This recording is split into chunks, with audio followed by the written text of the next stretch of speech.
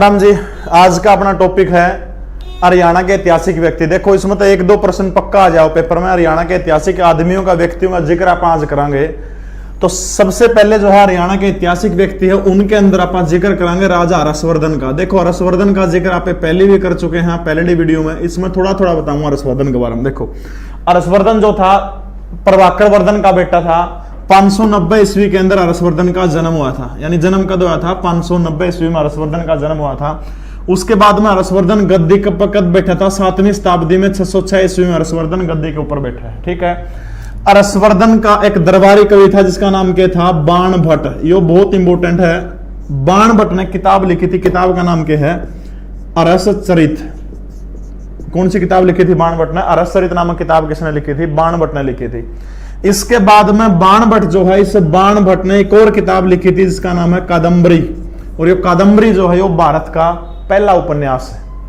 इसके बाद हर्षवर्धन की राजधानी पूछ जाती है। हर्षवर्धन की राजधानी क्या है? हरियाणा का थानेश्वर जो है कुरुक्षेत्र जिले का, ये हर्षवर्धन की राजधानी हुआ करती, प्रारंभिक राजधानी थी। इसके पाछा अपन हर्षवर्धन के बारे में दो तीन चीज और याद रखनी है, दो तीन किताब याद रखनी है। एक तो है इसकी प्रसिद्ध किताब नागानंद, यह बहुत जरूरी है। दूसरी है प्रियदर्शिका। तीसरी किताब है रत्नावली। ये तीनों के तीनों नाटक थे। इसने संस्कृत भाषा के अंदर तीनों के तीनों नाटकों को लिखने का काम किया था। बहुत बड़ा सम्राट हुआ करता। तीसरी बात, इसका दरबार में एक व्यक्ति बाहर आया था, चीनी यात्री था जिसका नाम था हवेन स्वांग। हवेन स्वांग चीनी यात्री किसके दरबार में बाहर आया था? हर्षवर्धन का दरबार में बाहर आया था। ये हवेन स्वांग जो हरियाणा में 633 से लेकर 643 ईस्वी तक अपने हरियाणा के अंदर हर्षवर्धन के दरबार में थानेश्वर में रहा था। ठीक है। गल्ला अपना नंबर 2 में बाण भट्ट के बारे में पढ़ लेना है। बाण भट्ट किसका दरबारी कवि था? हर्षवर्धन का दरबारी कवि था बाण भट्ट। इसने कौन सी किताब लिखी थी? अरसचरित किताब लिखी। 3 नाटक है, नागानंद, प्रियदर्शिका और रत्नावली। हवेन स्वांग किसके शासनकाल में था? हवेन स्वांग जो है यो हर्षवर्धन का शासनकाल में 633 से लेकर 643 तक अपने देश में रहा था। ठीक है। उसके बाद हर्षवर्धन के बाद जिक्र हुआ है, अगला जो राजा है वो है सम्राट हेमू का जिक्र। बहुत इंपॉर्टेंट है सम्राट हेमू। हेमू के बहुत प्रश्न पूछे एचएसएससी ने। देखो हेमू का जन्म हुआ था हरियाणा के रेवाड़ी में। जन्म कहां पर हुआ था हेमू का? हरियाणा के रेवाड़ी जिले में हेमू का जन्म हुआ था। विक्रमादित्य की उपाधि से इसने अपने आप को नवाजा था। और ये 7 अक्टूबर 1556 को इसने अपने आप को दिल्ली का सम्राट घोषित किया था। और उसके बाद में ये बंदा बंगाल से लेकर करता है बंगाल से पंजाब तक राजा हेमू ने 22 लड़ाइयां लड़ी थी। कितनी लड़ाई लड़ी थी? 22 लड़ाइयां लड़ी थी और जीता था। और इस बंदे को ये अंतिम हिंदू शासक था दिल्ली की गद्दी के ऊपर बैठने वाला। और इसका एक ही टारगेट था कि इस देश को हिंदू राष्ट्र बनाने का इसका टारगेट था। बाद में पानीपत का जो दूसरा जो युद्ध होता है, पानीपत के दूसरे युद्ध के अंदर बैरम खान, ऑप्शन में बैरम खान ना मिले तो अकबर मिलेगा। बैरम खान वर्सेस हेमू के बीच में युद्ध होता है। बैरम खान की जगह अकबर भी इसका कोई दिक्कत को नहीं। उस युद्ध के अंदर राजा हेमू की धोखे से हत्या कर देता है। कौन करा हत्या? बैरम खान या फिर अकबर जो हत्या कर देता है। और जिस इतिहास में जिस अकबर को महान पढ़ाया जाओ है ना, उस अकबर ने 13-14 साल का था अकबर, 13 साढ़े 13 साल का। उस अकबर ने राजा हेमू के फादर सेठ पूर्णचंद 80 साल का बूढ़ा आदमी बुला लिया पानीपत के युद्ध के मैदान में। उड़ा बुला के कहा कि इस्लाम स्वीकार कर ले। तब सेठ पूर्णचंद ने कहा कि मैं तो हिंदू रहा हूं, हिंदू में मरूंगा, सनातन हूं, इस्लाम स्वीकार नहीं कर सकता, जो दंड देना दे दे। तब जिस इतिहास में जिस अकबर को मान के आ जाओ ना, उस अकबर ने 80 साल के सेठ पूर्णचंद की सिर धड़ से अलग कर दिया था। और उसके बेटे महान राजा हेमू की भी हत्या कर दी। दिल्ली की गद्दी के ऊपर बैठने वाला पहला अंतिम हिंदू शासक कौन है? राजा हेमू, दिल्ली की गद्दी पर बैठने वाला अंतिम हिंदू शासक है।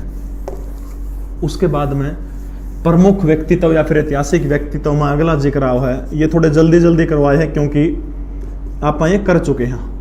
अगला जिक्र हुआ है अल्ताफ हुसैन हाली। देखो ये बहुत इंपॉर्टेंट है, यहां से बहुत सारे प्रश्न उठे। देखो अल्ताफ हुसैन हाली जो है बहुत बड़ा कवि था उर्दू का। और इसका जो जन्म हुआ था वो 1837 में हुआ था हरियाणा के पानीपत जिले में। ऐतिहासिक भूमि है पानीपत, बुनकरों का शहर पानीपत ने बोला जाओ है। 1837 में पानीपत में किसका जन्म हुआ था? अल्ताफ हुसैन अली का जन्म हुआ था। बहुत बड़े उर्दू कवि थे, यानी अल्ताफ हुसैन अली कौन सी भाषा के कवि थे? उर्दू भाषा के कवि थे। इनकी एक दो रचना आपने याद रखनी, एक तो तिरिया के मजमूम, ये बहुत बार पूछी गई है। तिरिया के मजमूम ये किसने लिखी थी? अल्ताफ हुसैन अली ने लिखी थी। दूसरा जो है नज़म ए हाली, नज़म ए हाली, यह भी किसने लिखी थी? अल्ताफ हुसैन हाली ने लिखी थी नज़म ए हाली। इसके अलावा उर्दू साहित्य के अंदर हरियाणा सरकार जो है इनके नाम से एक पुरस्कार भी देव है, जिस पुरस्कार का नाम क्या है? हाली पुरस्कार। यानी उर्दू साहित्य के जो अच्छा काम जो उर्दू साहित्य में करा उनको हाली पुरस्कार दिया जाओ है। ये किस को दिया जाता है? जो उर्दू में अच्छा काम करते हैं, ठीक है। उसके बाद जब अंग्रेजों का अपना देश गुलाम हुआ करता, गुलाम देश में अंग्रेजों ने एक उपाधि दी थी इनको, अल्ताफ हुसैन अली को, शमसुल उलेमा। उपाधि कौन सी थी? शमसुल उलेमा। शमसुल उलेमा की उपाधि से अल्ताफ हुसैन अली को नवाजा गया था। उसके बाद में एक और प्रश्न आया है कि किस उर्दू कवि ने उर्दू का घोषणा पत्र जारी किया था? तो आपने याद रखना है, जो उर्दू का घोषणा पत्र जो है वो अल्ताफ हुसैन अली ने जारी किया था। उर्दू का घोषणा पत्र किसने जारी किया था? अल्ताफ हुसैन अली ने किया था। उर्दू साहित्य के ऊपर इस शख्स की बहुत बड़ी पकड़ थी। अंतिम प्रश्न आपने इसके बारे में क्या याद रखना है? इनके जो गुरु जो थे महान मिर्जा गालिब, महान उर्दू के शायर कहिए, मिर्जा गालिब के शिष्य हुआ करते थे अल्ताफ हुसैन अली। बहुत बड़े शायर हुआ करते थे आदरणीय अपने मिर्जा गालिब साहब। एक दो शायर अगर इच्छा हो तो सुना दूं। उन्हें देख चेहरे पे आती है रौनक, उन्हें देख चेहरे पे आती है रौनक, और वो सोचते हैं कि बीमार का हाल अच्छा है, और वो सोचते हैं कि बीमार का हाल अच्छा है। अगला सुना दूं एक और। ख्वाहिशों का काफिला भी कितना अजीब है गालिब, कि ख्वाहिशों का काफिला भी कितना अजीब है गालिब, अक्सर वहीं से गुजरता है जहां रास्ता नहीं होता, अक्सर वहीं से गुजरता है जहां रास्ता नहीं होता। एक और सुनाऊंगा फिर आप टॉपिक पोल्टे आ जाएंगे। तेरे हुस्न को पर्दे की जरूरत नहीं है गालिब, तेरे हुस्न को पर्दे की जरूरत नहीं है गालिब, कौन होश में रहता है तुझे देखने के बाद, कौन होश में रहता है तुझे देखने के बाद में। महान मिर्जा गालिब का शिष्य कौन था? अल्ताफ हुसैन अली। दोबारा रिपीट करवा दूं, 1837 पानीपत में जन्मा था। शमसुल उलेमा की उपाधि अंग्रेजा ने दी थी। तिरिया के मजमूम या बहुत इंपोर्टेंट इसकी रचना या याद रख लियो। आली शब्द लास्ट में लग गया तो बेराबर नज़म आली किसने लिखी थी? अल्ताफ हुसैन अली ने लिखी थी। आली पुरस्कार अपना उर्दू का क्षेत्र में दिया जाओ है। मिर्जा गालिब के शिष्य हुआ कर दे। उर्दू का घोषणा पत्र इन्हें क्या किया था? जारी किया था। 1914 के अंदर अल्ताफ हुसैन अली की मृत्यु हो जाओ है। मरिया कब था? 1914 में जन्मा था। 1837 में कड़ा जन्मा था? हरियाणा के पानीपत में जन्मा था। ठीक है, आगे चलना। देखो साथ साथ आप या तो स्क्रीनशॉट ले लिया करो या फिर कॉपी में नोट्स बनाते रहा करो आप। ठीक है, अगला जिक्र आओ है पंडित दीनदयाल शर्मा का। पंडित दीनदयाल शर्मा, पंडित दीनदयाल शर्मा। देखो इनका जो जन्म हुआ था वो हरियाणा के झज्जर जिले में हुआ था 1863 में। 1863 के अंदर हरियाणा के झज्जर जिले के अंदर पंडित दीनदयाल शर्मा का जन्म हुआ था। सिर्फ दो बात इनकी याद रखनी है। दीनदयाल शर्मा का जन्म 1863 झज्जर में हुआ था। एक तो 1886 के अंदर इन्होंने सनातन धर्म सभा, सनातन धर्म सभा का गठन किया था या स्थापना करी थी 1886 में। दूसरी बात याद रखनी है, सन 1897 के अंदर हरिद्वार में भारत धर्म मंडल की स्थापना करी थी। भारत धर्म मंडल की स्थापना हरिद्वार के अंदर करी थी। भारत धर्म मंडल 1897। बस ये तीन चीज आपने याद रखनी है। दीनदयाल शर्मा का जन्म 1863 में हुआ था, झज्जर में हुआ था। 1886 में सनातन धर्म सभा की स्थापना करी थी या फिर हिंदू महासभा के संस्थापक सदस्यों में शख्स एक थे। 1897 में भारत धर्म मंडल की स्थापना किसने करी थी? पंडित दीनदयाल शर्मा ने करी थी। ठीक है, उसके बाद अगला ऐतिहासिक व्यक्तित्व है जिसका नाम है बंसीलाल। बंसीलाल,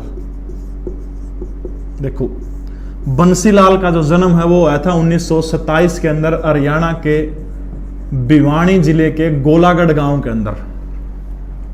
भिवानी जिले का जो गोलागढ़ गांव जो है, गोलागढ़ गांव में बंसीलाल का जन्म होता है।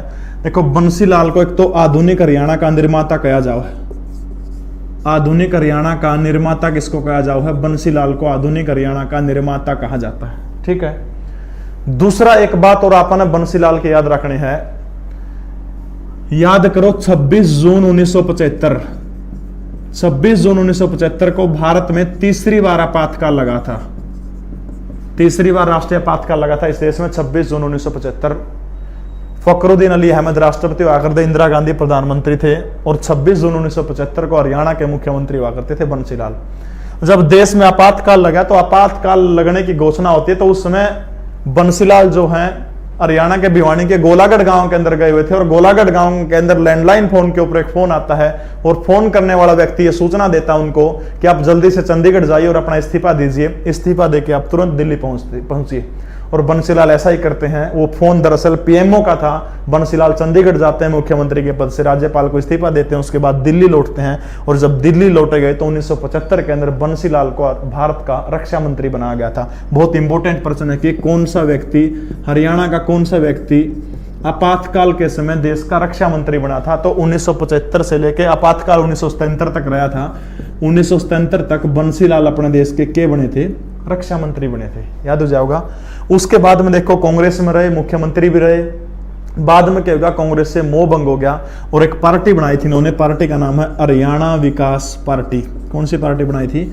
हरियाणा विकास पार्टी का जनक कौन है? बंसीलाल जो है हरियाणा विकास पार्टी का जनक है। देखो इस तरह मिलती जुलती एक और पार्टी है जिसका नाम है हरियाणा विशाल पार्टी। देखो यह जो हरियाणा विशाल पार्टी है यह हरियाणा की पहली क्षेत्रीय पार्टी है। राव वीरेंद्र सिंह ने इसको बनाया था। राव वीरेंद्र सिंह ने इस पार्टी को बनाने का काम किया था। हरियाणा की पहले क्षेत्रीय पार्टी है और राव वीरेंद्र सिंह हरियाणा के पहले गैर कांग्रेसी मुख्यमंत्री थे। ठीक है, हरियाणा विकास पार्टी की स्थापना करी थी और उसी दौरान 1996 के अंदर बंसीलाल ने 1996 से 1998 तक हरियाणा के अंदर कह रहा था शराबबंदी रही थी। 41 साल की उम्र में बंसीलाल हरियाणा के सबसे युवा मुख्यमंत्री थे। हरियाणा के सबसे युवा मुख्यमंत्री कौन थे? बंसीलाल हरियाणा के सबसे युवा मुख्यमंत्री थे। भिवानी कभी हरियाणा की चौधर का जमावड़ा हुआ करता था भिवानी के अंदर। देखो दोबारा फिर रिपीट करूं, बंसीलाल जन्म 1927 गोलागढ़ में हुआ था। आधुनिक भारत हरियाणा का निर्माता किसने बोला जाए? बंसीलाल ने। पार्टी कौन सी बनाई थी? हरियाणा विकास पार्टी बनाई थी। 1996 तो 1998 क्या करा था? शराबबंदी लागू करी थी। ठीक है, उसके बाद में 26 जून 1975 जब अपने देश में पहली बार आपातकाल लग गया था, तीसरी बार आंतरिक आपातकाल था। पहली बार आंतरिक आपातकाल था, वैसे तीसरी बार आपातकाल था। जब राष्ट्रपति फखरुद्दीन अली अहमद ने आपातकाल की घोषणा करी तो बंसीलाल ने हरियाणा के मुख्यमंत्री के पद से इस्तीफा दे दिया और देश के बन गए? रक्षा मंत्री बन गए। शराबबंदी 96 से 98 के बीच में शराबबंदी करी थी। हरियाणा विकास पार्टी की स्थापना करी थी, बाद में फिर कांग्रेस में विलय कर दिया था उसका। दूसरी चीज याद रखनी, इसी मिलती जुलती एक पार्टी है हरियाणा विशाल पार्टी, जो हरियाणा की पहली क्षेत्रीय पार्टी थी। राव वीरेंद्र सिंह ने इसकी स्थापना करी थी। राव वीरेंद्र सिंह हरियाणा के पहले गैर कांग्रेसी मुख्यमंत्री थे। आप इसका स्क्रीनशॉट ले ले, नहीं तो आप गलत आप नोट्स बना लिया करो, आपको बहुत फायदा होगा उसमें। ठीक है, उसके बाद में हरियाणा का अगला लाल है देवीलाल। देवीलाल देखो, देवीलाल जो है ताऊ के नाम से मशहूर हैं, जननायक के नाम से मशहूर हैं। देवीलाल देखो, देवीलाल का जो जन्म है 1914 के अंदर हुआ था, सिरसा जिले के तेजाखेड़ा के अंदर। सिरसा जिले के तेजाखेड़ा के अंदर 1914 में जन्म हुआ था। दो बात देवीलाल की याद रखनी है। एक तो साल 1989 के अंदर जब विश्वनाथ प्रताप सिंह भारत के प्रधानमंत्री बने थे, इस सरकार के अंदर देवीलाल भारत के उप प्रधानमंत्री बने थे। पहली बार 1989 में भारत के उप प्रधानमंत्री बने थे। दूसरी बार 1990 में कांग्रेस के सहयोग से चंद्रशेखर सिंह भारत के प्रधानमंत्री बनते हैं, और चंद्रशेखर सिंह जब भारत के प्रधानमंत्री बनते हैं तो इनके मंत्रिमंडल में भी ताऊ देवीलाल को देश का उप प्रधानमंत्री बनाया जाता है। यानी दो बार उप प्रधानमंत्री रहे, 1989 और 1990। यहां कांग्रेस पार्टी के समर्थन से सरकार बनी थी। विडंबना देखिए, चंद्रशेखर सिंह भारत के प्रधानमंत्री बनते हैं और देश के प्रधानमंत्री की सरकार। आप जिस हरियाणा पुलिस के टेस्ट की तैयारी कर रहे हो ना, इस हरियाणा पुलिस के मात्र 2 सिपाहियों के कारण इस देश की सरकार गिर जाती है केंद्र की। सोच के देखो, राजीव गांधी के सहयोग से चंद्रशेखर सिंह प्रधानमंत्री बने थे, कांग्रेस ने बाहर से समर्थन दे रखा था। एक दिन राजीव गांधी दौड़ते भारत जब अपना घर 10 जनपद पर पहुंचे तो हरियाणा पुलिस के 2 सिपाही सादी वर्दी में मिल गए, और जब सादी वर्दी में मिले तो राजीव गांधी ने पूछा कि यहां क्या कर रहे हो। उन हरियाणा पुलिस के 2 सिपाहियों ने झूठ बोल दिया कि हमें तो यहां चंद्रशेखर ने भेजा है जासूसी करने के लिए।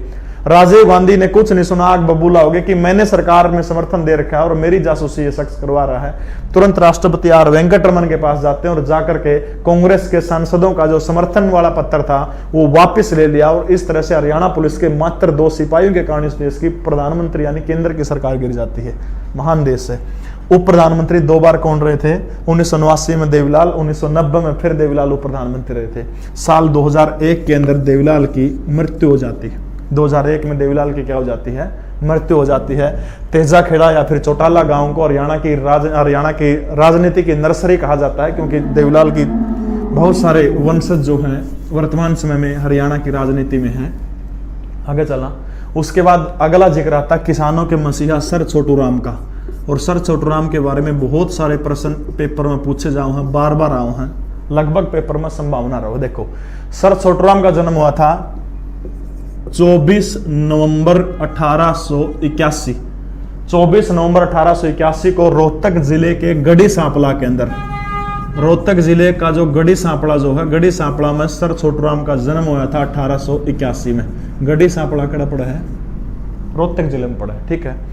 उसके बाद में सर छोटू राम का जो असली नाम है वो पूछा गया था। बचपन का असली नाम था रिछपाल, लेकिन अपना गामा में क्या आदत हो है भाई, बालक का नाम बिगाड़ा। परिवार में सब तो छोटा था, इसलिए सबसे छोटा होने के कारण इनको छोटू कह के बुलाया करते थे। बाद में जब एडमिशन लिया तो स्कूल में भी नाम इन्होंने छोटू राम रख दिया और आगे चलकर बहुत बड़े लेवल के ऊपर छोटू राम पहुंचते हैं। नाम बिगाड़ने की अपना आदत है, हर गाड़ में देख लियो काला पक्का पाओगा अपना, लगभग गाड़ में पाया जाए काला अपना हरियाणा में। रिछपाल जो है बचपन का नाम था, ये बाद में क्या नाम पड़ गया? छोटू नाम पड़ गया। देखो, सर छोटू राम को जमींदारों का मसीहा कहा जाओ है, जमींदारों का मसीहा कहा जाता है, दीनबंधु कहा जाता है, दीनबंधु, ठीक है। उसके बाद में अपने 1-2 बात और याद रखनी। एक तो बीए की पढ़ाई करते पूरी करी थी, सेंट स्टीफन कॉलेज से करी थी। देखो, सर छोटू राम ने सेंट स्टीफन कॉलेज जो है, सेंट स्टीफन कॉलेज से छोटू राम ने बीए की पढ़ाई करी थी। ये प्रश्न आया तो नहीं, लेकिन आने के चांस से संभावना है भी जगह बरा। उसके बाद में अगले आपने याद रखने जो बार बार प्रश्न पूछ जाओ कि सर छोटू राम ने एलएलबी की पढ़ाई करते पूरी करी थी, यो बार बार प्रश्न पूछ जाओ। जो आगरा यूनिवर्सिटी है ना, आगरा यूनिवर्सिटी से सर छोटू राम ने एलएलबी की पढ़ाई पूरी करी थी, या जरूर याद रख लियो, 4-5 बार पूछ ली कम तक। उसके बाद में सर छोटू राम ने हरियाणा के रोहतक जिले से साल 1916 के अंदर एक उर्दू साप्ताहिक अखबार निकाला था जिसका नाम है जाट गजट, यानी बहुत इंपॉर्टेंट है। 1916 के अंदर उर्दू साप्ताहिक पत्रिका थी जिसका नाम क्या था? जाट गजट है। किसने निकाली थी? सर छोटू राम ने निकालने का काम किया था, ठीक है। उसके बाद में साल 1923 बहुत इंपॉर्टेंट है। साल 1923 के अंदर यूनियनिस्ट पार्टी की स्थापना करी थी। साल 1923 में छोटू राम ने किसकी स्थापना करी थी? यूनियनिस्ट पार्टी की स्थापना करी थी। सर फजल हुसैन, एक मुसलमान नेता था, सर फजल हुसैन के साथ में लग के, सर फजल हुसैन के साथ में लग के 1923 में यूनियनिस्ट पार्टी की स्थापना करी थी। इसका अगले साल 1924, साल 1924 के अंदर क्या किया था? जमींदारा लीग की स्थापना करी थी। जमींदारा लीग की स्थापना करी थी। है बोले किसान, बोलना सीख ले, दुश्मन ने पहचान ले, बहुत देसी कहावत हुआ करती। 1924 में क्या किया था? जमींदारा लीग की स्थापना किसने करी थी? सर छोटू राम ने करी थी। 23 में यूनियनिस्ट पार्टी, सर फजल हुसैन जो एक मुस्लिम नेता थे, उनके आपस में मिलकर उन्होंने इनका निर्माण किया था, ठीक है। उसके बाद एक बात और याद रखनी है, भाखड़ा बांध का जिक्र बहुत जरूरी है, बार बार पूछा जाओ। भाखड़ा बांध का जनक किसको कहा जाता है? सर छोटू राम को भाखड़ा बांध का जनक कहा जाओ है, याद हो जाओगा। भाखड़ा बांध का जनक किसने कहा जाओ? सर छोटू राम। 1916 उर्दू जाट गजट अखबार निकाला था। 1923 में क्या करा था? यूनियनिस्ट पार्टी बनाई थी फजल हुसैन के साथ में मिलकर। 1924 में इसको फिर जमींदारा लीग में बदल दिया था। जमींदारा लीग की स्थापना 1924 में वो है। भाखड़ा डैम जो है, भाखड़ा बांध का जन्मदाता किसने कहा जाओ है? सर छोटू राम ने कहा जाओ। 2 बात और याद रखने, एक तो है साल 1927। साल 1927 के अंदर अंग्रेजों ने एक उपाधि से नवाजा था, वो उपाधि है राय बहादुर की उपाधि। राय बहादुर की उपाधि, यानी सर छोटू राम को यहाँ 1927 में वो सिर्फ छोटूराम थे, सर की उपाधि अब तक कौन मिली है। यानी 1927 में कौन सी उपाधि दी थी, राय बहादुर की उपाधि से अंग्रेजों ने नवाजा था। उसके बाद ठीक 10 साल बाद, यानी 10 साल बाद क्या होगा, 1937 में छोटूराम को अंग्रेजों ने सर की उपाधि से नवाजा था, और साल 1937 के बाद उनका नाम में एक शब्द जुड़ गया, सर छोटूराम। यानी 27 में राय बहादुर की उपाधि दी थी अंग्रेजा ने, 1937 में कौन सी उपाधि दी थी, सर की उपाधि दी थी। इसके बाद सर छोटूराम इनका नाम पड़ गया, ठीक है।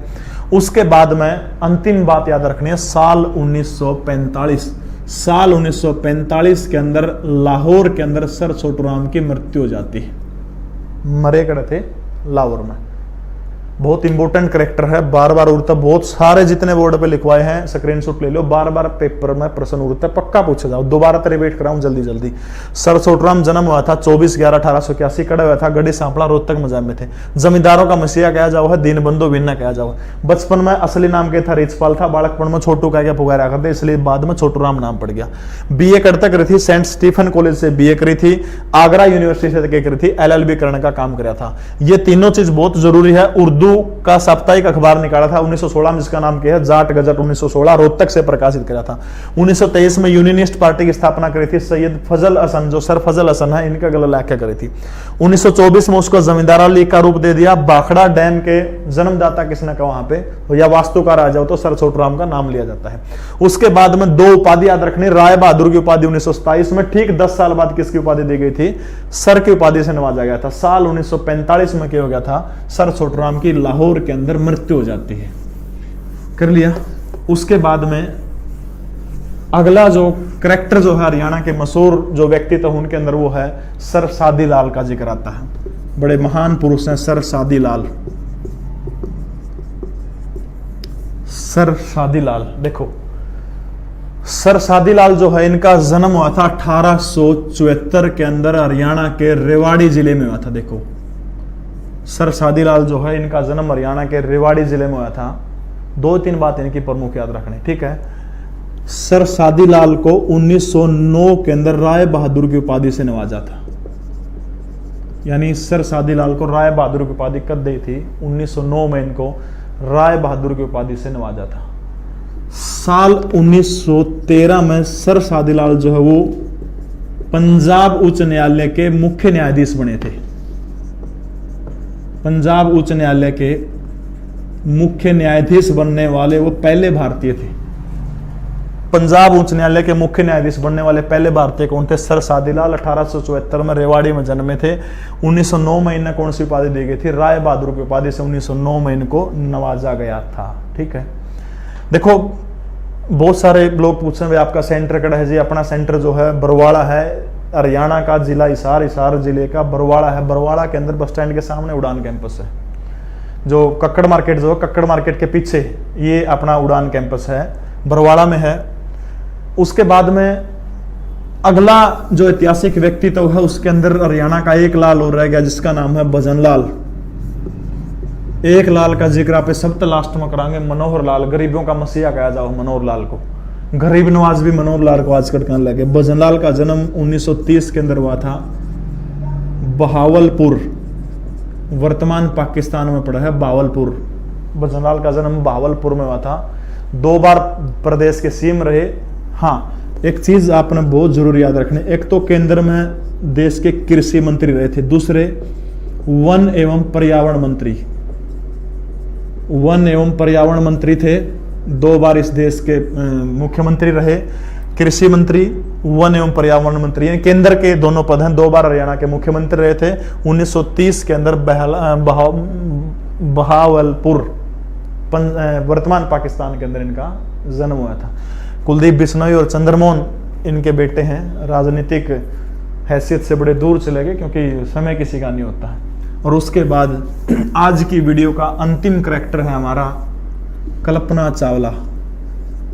हरियाणा के करनाल जिले की इस बेटी के साथ में इतना बड़ा धोखा हुआ था, आज तक आपने बहुत कम पढ़ा हुआ, जिक्र जरूर करूंगा। और जन्म हुआ था 1 जुलाई 1961। 1 जुलाई 1961 को कल्पना चावला का जन्म हुआ था, लेकिन यह बात सच्ची को नहीं। जिस टाइम पर बनारसी दास इनके जो पापा हुआ करते थे, कल्पना चावला का स्कूल में एडमिशन करवाने गए, उम्र छोटी थी, क्योंकि जन्म अगले साल 62 में हुआ था। उम्र छोटी होने का कारण स्कूल में एडमिशन को नहीं होता, इसलिए जानबूझ करके उनकी उम्र छोटी करवाई थी। अब डॉक्यूमेंटा में जो सही जो तारीख हुआ 1 जुलाई 1961 आओगी, अगर पेपर में आओ तो यह करनी है। लेकिन वास्तविक जो जन्म हुआ था इनका वो हुआ था 17 मार्च 1962। 17 मार्च 1962 में जन्म हुआ था, लेकिन कागजा में उसकी तारीख के उम्र की 1 जुलाई 1961 कागजा में इनकी तारीख है। ठीक है। उसके बाद में कल्पना चावला, बनारसी दास चावला इनके फादर का नाम था, हरियाणा के करनाल के अंदर इस महान बेटी का जन्म हुआ था। ये भारतीय मूल की, देखो भारतीय मूल की पहली महिला है जो अंतरिक्ष में गई है। भारतीय मूल की पहली महिला है जो अंतरिक्ष के अंदर गई। शुरू में साल 1997 के अंदर कल्पना चावला अंतरिक्ष के अंदर गई थी। शुरू में कब गई थी? 1997 के अंदर। और दोबारा जब वो गई थी 2003 के अंदर, आपको याद होगा एक यान था, इस यान का नाम आपने याद रखना है, कोलंबिया यान। कोलंबिया यान अमेरिका की जो स्पेस सेंटर जो है नासा ने अंतरिक्ष के अंदर खोज करने के लिए कोलंबिया यान से भेजा था भारत की, हरियाणा की महान बेटी कल्पना चावला को। आपको जानकर बहुत बड़ा आश्चर्य होगा, बहुत बड़ा दुख होगा। नासा कभी नहीं चाहता था कि हरियाणा की ये बेटी अंतरिक्ष में जाकर अंतरिक्ष के राज्यों को भारत की स्पेस एजेंसी जो है इसरो को जाकर बताए। और जब ये नासा का जो कोलंबिया यान जो था धरती से छोड़ा गया था, उसी समय इसकी एक टाइल गायब थी। जानबूझ करके नासा ने उस टाइल को गायब किया था। उस यान की अक्षमता इतनी थी कि वो ऊपर तो अंतरिक्ष में तो चला जाएगा, लेकिन धरती में नीचे आने से पहले वो फट के खत्म हो जाएगा, क्योंकि उसमें अक्षमता कौन थी कि वो धरती की कक्ष में प्रवेश कर सके। जानबूझ करके नासा ने दुस्साहस किया था। 16 दिन तक, जितने दिन यह अंतरिक्ष में रही थी, सारी जानकारी लेते रहे नासा के वैज्ञानिक टोटली, लेकिन एहसास कौन नहीं होने दिया तारी मृत्यु निश्चित है। बाद में अमेरिका के एक बहुत बड़े वैज्ञानिक ने इस बात को स्वीकार भी किया कि हाँ हमारी सबसे बड़ी भूल थी, और कल्पना चावला को मारा गया था। मरी कौन थी? मारी गई थी कल्पना चावला। पहली तारीख 2 महीना और 3 की साल थी, यानी 1 फरवरी 2003 1 फरवरी 2003 को हरियाणा की महान बेटी शहीद हो जाती है। हजारों टुकड़े उस यान के हो जाते हैं। हत्या करी गई थी अमेरिका के द्वारा। 1 फरवरी 2003 को कोलंबिया का यान दुर्घटनाग्रस्त हो जाता है और भारत की हरियाणा की बेटी इसी के अंदर शहीद हो जाती है।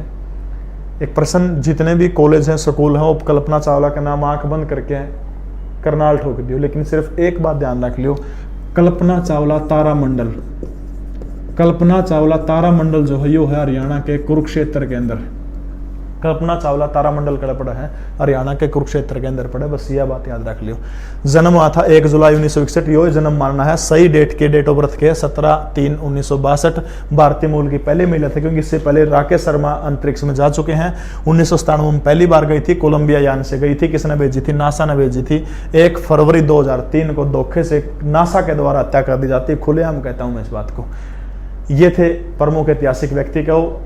जे आपने नु लागा इस वीडियो का फायदा है तो सब्सक्राइब कर दिया करो। आपका तो कुछ को जानता, हमने इस सकारात्मक ऊर्जा मिला है और प्रेरणा भी मिला है और ज्यादा वीडियो बनाओ, क्योंकि हमारे सब्सक्राइबर इतने हो गए, व्यूवर इतने हो गए। तो लाइक जरूर कर दो, सब्सक्राइब भी कर दो, शेयर भी ठोक दिया करो, कुछ को लगता। आज के लिए इतना ही। जय हिंद, जय भारत।